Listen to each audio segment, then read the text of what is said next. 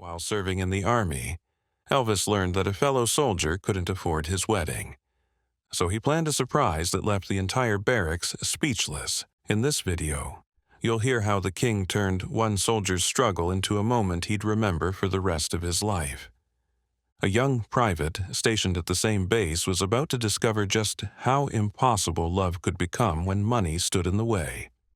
This soldier was 22 years old and worked as a mechanic in the motor pool, his hands covered in grease and his mind thousands of miles away, focused on the girl he'd left behind in Ohio. Every evening after chow, he would sit on his narrow bunk and write letters to his sweetheart back home. They'd been together since high school, and he'd promised her a wedding ring when his army service ended. His letters were full of plans and dreams. He wrote about the little house they'd rent near her parents' farm, the ceremony at the church where she'd grown up, and the honeymoon they'd take to Niagara Falls.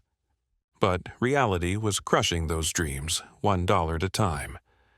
A modest Army private's pay left almost nothing after the military took out money for food, housing, and gear. Between laundry, personal items, and the occasional beer with the guys, his savings account stayed nearly empty. He had done the math countless times, and the numbers never worked. Even a simple wedding would cost at least $500 for her dress, his suit, rings, flowers for the church, and a small reception for their families. At his current rate of saving, he'd need 3 more years of military service to afford even a basic ceremony. And by then, her parents would have lost all patience with their long engagement. His letters to his sweetheart started getting shorter. Instead of 3 pages of future plans, he wrote 1 page about the weather and base gossip. He stopped mentioning wedding dates or ring shopping. She noticed the change, and her own letters grew worried, asking if something was wrong, if he was having second thoughts, if he'd met someone else. The other soldiers in the barracks noticed him changing too. During weekend passes, while other guys went into town, he stayed on base staring at his savings book. The number never seemed to grow. His bunkmate, who came from a wealthy family, tried to cheer him up and eventually offered to loan him some cash. The private refused. He had too much pride to take handouts, even from friends. Then came the letter that changed everything. His sweetheart wrote that her parents were losing patience with their long engagement.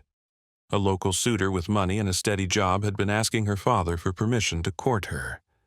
The man could provide the kind of security that an army private couldn't offer from a base in Germany. Her parents thought she should seriously consider his proposal. That night, the young soldier sat on his bunk, holding the letter and feeling like the biggest failure in the world. He told his bunkmate he was thinking about writing one final letter, releasing her from their engagement and telling her to accept the other man's proposal. What kind of man was he if he couldn't even afford to marry the woman he loved? He had no idea that the most famous soldier on base was about to hear every word of his heartbreak. One evening during his service in Germany, Elvis made his usual rounds through the barracks to check on the guys in his unit. Despite his fame creating an invisible barrier between him and the other soldiers, Elvis made an effort to connect with his fellow servicemen whenever possible. Elvis had learned early in his military service that being a celebrity in the army created unique challenges. The other soldiers treated him with a mixture of respect and distance. They weren't sure if they should approach him as Elvis Presley the star or Private Presley the fellow soldier. So Elvis took it upon himself to bridge that gap. He would stop by bunks to ask about hometown news, share stories about his own pre-fame days working construction, and listen to the problems that young men far from home always seemed to carry. As he walked through the barracks, Elvis paused when he heard a voice through one of the thin wooden partitions. The young mechanic was sitting on his cot with the base telephone stretched as far as the cord would allow, speaking in hushed tones to someone back home. Elvis didn't mean to eavesdrop, but the emotion in the soldier's voice made him stop. The private was crying. Not loud sobs, but the quiet kind of crying that men do when they think no one can hear them. According to accounts of that moment, Elvis heard him say his sweetheart's name, Then the words that stopped Elvis cold. The soldier was telling the woman he loved that he couldn't marry her. Not someday, not when things got better, but never. He explained that even a courthouse wedding with just their parents would cost more money than he could save in 2 years of military service. Elvis stood frozen in the hallway, listening to a conversation that was breaking 2 hearts at once. On the other end of the line, his sweetheart was asking questions Elvis couldn't hear, but the private's answers painted the whole picture. As one telling of the moment goes, he said, no, he couldn't borrow money from his family. They were barely getting by themselves. No, he wouldn't ask her parents for help. That would be too embarrassing. And no, he couldn't ask her to wait any longer while her parents pressured her to accept another man's proposal. What struck Elvis most about this conversation was the soldier's complete dignity in the face of heartbreak. He never complained about the unfairness of his situation. He never asked his sweetheart to feel sorry for him. He simply accepted that some dreams cost more than some people can afford, and he was man enough to let the woman he loved find happiness elsewhere. According to the account, the private told his sweetheart he was releasing her from their engagement. He said she should accept the other man's proposal and have the wedding she deserved with someone who could provide for her properly. The call ended with him saying he would always love her, followed by the sound of the phone receiver hitting the cradle. Elvis heard the soldier sit heavily on his bunk, then the muffled sound of a grown man crying into his pillow. Elvis quietly walked back to his own bunk, but sleep didn't come that night. He lay awake thinking about the contrast between their situations. Elvis's own rise from poverty in Tupelo meant he understood exactly what it felt like to count every penny. The irony wasn't lost on Elvis. Here he was, barely 23 years old, with more money than he knew what to do with, sleeping 20 feet away from a good man whose only crime was falling in love without enough cash in his pocket. By morning, Elvis had made a decision that would change everything for the young couple. But what do you do when you can fix a private's future, and he can never know you did it? Elvis understood the young mechanic better than most people would have expected. The pride that kept him from accepting charity wasn't stubbornness, it was dignity. Elvis had grown up poor enough to know that sometimes keeping your self-respect matters more than solving your problems. If the soldier discovered that Elvis Presley had handed him wedding money, it would destroy the very thing that made him worthy of help in the first place. According to accounts from that time, Elvis reached out to his management team back home to arrange for money to be delivered anonymously through base channels with help from his superiors. The challenge wasn't just hiding Elvis's involvement. It was creating a believable story that would allow the private to accept help without feeling like charity. Elvis spent the next 2 days thinking through every angle. The story had to be official enough to seem real, but not so elaborate that it would fall apart under questioning. Most importantly, it had to preserve the soldier's dignity while solving his problem. Elvis approached Captain William Thompson, their commanding officer at Bad Nauheim. Thompson knew about Elvis's quiet acts of generosity around the base. The birthday money for soldiers who couldn't afford to call home.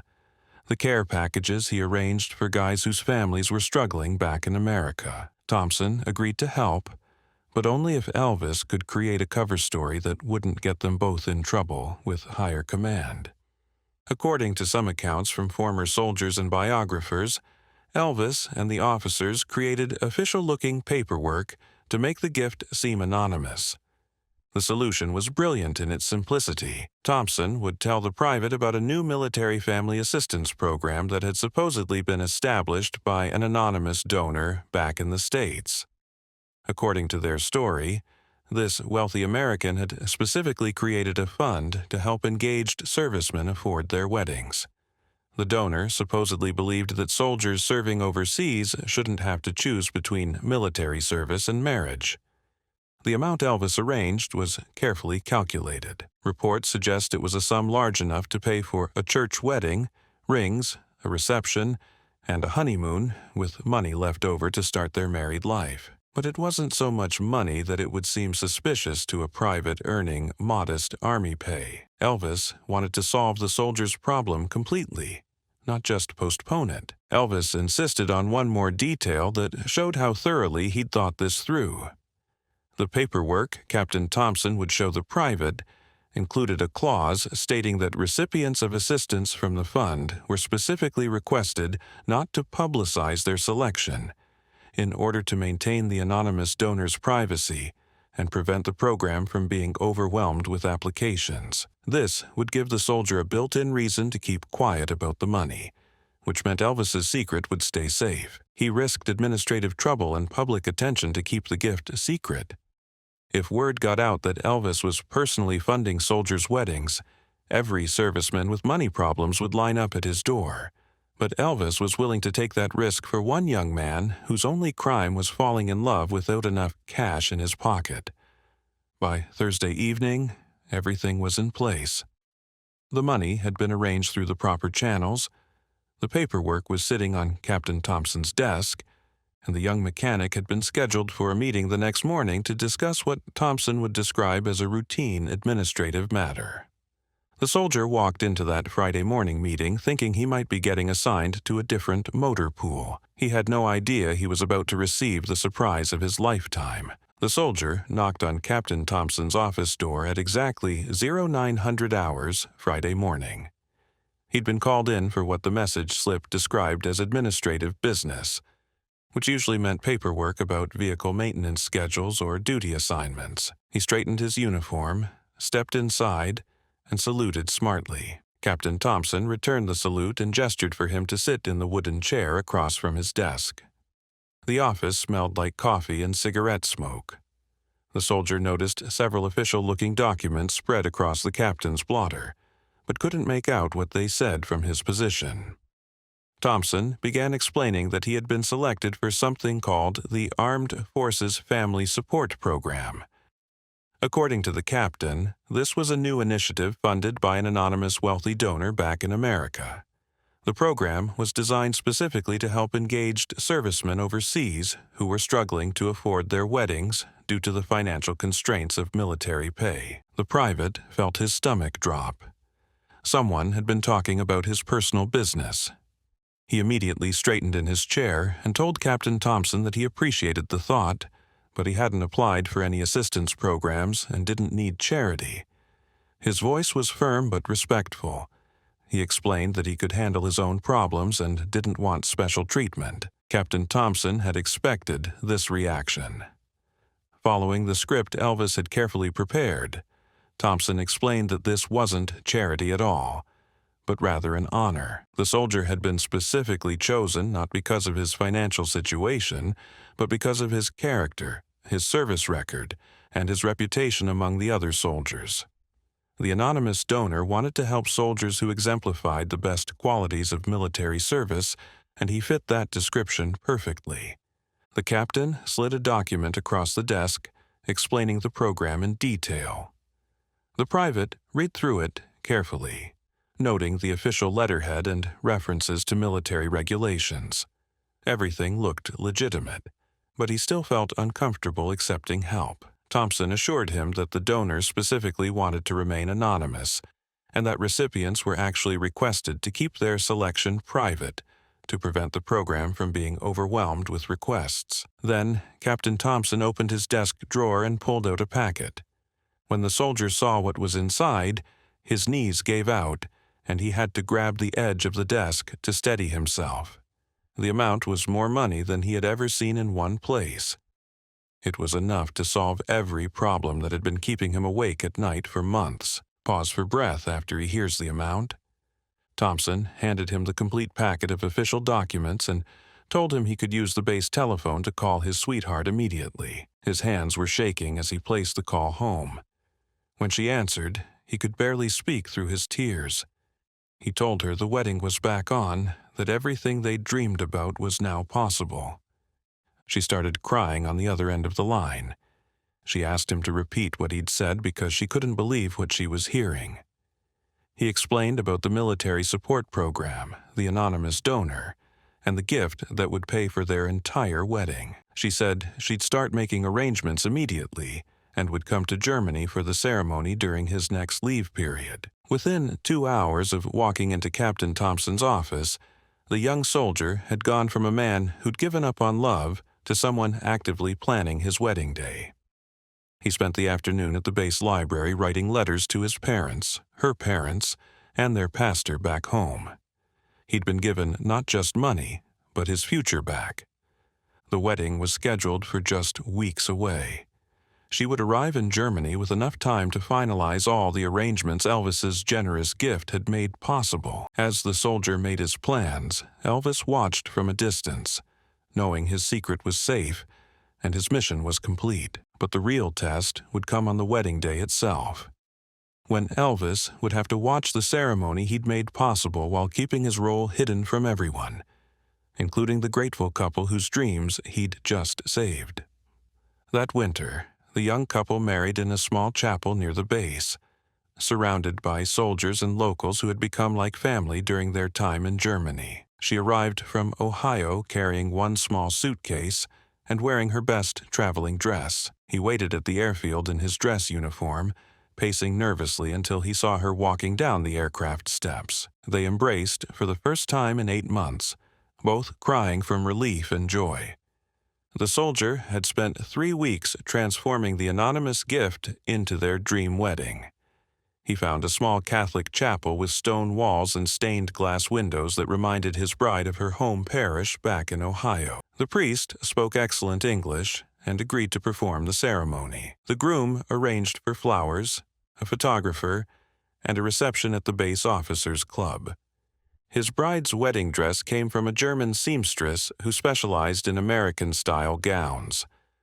The woman created a simple white satin dress with lace sleeves and pearl buttons down the back. For the first time, the soldier could afford not just the ceremony, but all the details that would make his bride feel special. New shoes, a veil, and the diamond engagement ring he'd never been able to buy her before. According to accounts from soldiers who were there, Elvis spent the week before the wedding quietly coordinating details that the groom never knew about. He spoke with the base kitchen staff to ensure they prepared special food for the reception. He arranged for extra flowers to be delivered to the church. He even convinced the bass band to perform at the reception without charging their usual fee. Elvis told everyone he was helping because he enjoyed weddings, never mentioning his deeper involvement. The wedding day dawned clear and cold. The bride looked beautiful in her new dress, with her dark hair styled in elegant curls beneath her veil. The groom wore his dress uniform with freshly polished shoes and brass buttons. About 50 people filled the small church, including soldiers from his unit and German locals who'd become friendly with the American servicemen. During the ceremony, the groom's voice cracked with emotion as he recited his vows. His bride's eyes filled with tears when the priest pronounced them husband and wife. The small congregation erupted in applause as the couple shared their first kiss as a married couple. According to witness accounts, Elvis sat in the back row, wearing his dress uniform and trying not to draw attention to himself. The reception featured American music, German beer, and a dinner that included both countries' traditional foods. The groom's commanding officer gave a toast, and family members spoke about gaining new relatives. Then the groom stood up to address the crowd, holding his bride's hand as he spoke. He thanked everyone for celebrating with them, but he saved his most emotional words for the anonymous donor who'd made their wedding possible. He said he didn't know who this person was, but someday he hoped to meet them and express his gratitude properly. The young soldier explained that this mysterious benefactor had restored his faith in human kindness and proved that miracles still happened in the modern world. Witnesses later said Elvis watched from his table near the kitchen, tears streaming down his face as the groom spoke. Several soldiers noticed Elvis's emotional reaction and wondered why their famous colleague seemed so moved by a wedding between two people he barely knew. None of them suspected that Elvis was hearing heartfelt thanks for his own generous actions. The couple's first dance was to a slow song played by the bass band on a small stage decorated with white ribbons. The newlyweds moved slowly across the dance floor, lost in each other in the moment they'd thought would never come. Elvis reportedly slipped out during the song, satisfied that his secret had stayed safe, and his gift had created exactly the joy he'd hoped to see. The secrecy had protected more than Elvis's privacy. It had preserved the groom's dignity and allowed him to accept help without shame. But what drove Elvis to such elaborate lengths for a complete stranger revealed something much deeper about the man behind the fame. Elvis's motivation came from his own childhood in Tupelo, when his family moved from house to house because they couldn't make rent. His mother, Gladys, had taught him that people with more should help people with less, especially when nobody was watching. The secrecy was everything. Elvis could have written the soldier a check and gotten headlines about his generosity. Instead, he created an elaborate cover story that protected the man's pride while solving his problem. This wasn't about Elvis looking good. It was about preserving dignity. The couple reportedly stayed married for decades. They carried the memory of that gift with them for the rest of their lives. Only after Elvis's death did former colleagues tell stories of other secret gifts, revealing numerous accounts of similar kindness. If this story moved you, share a memory of Elvis below and subscribe for more personal stories about his life. Sometimes the most powerful acts happen when no one's watching.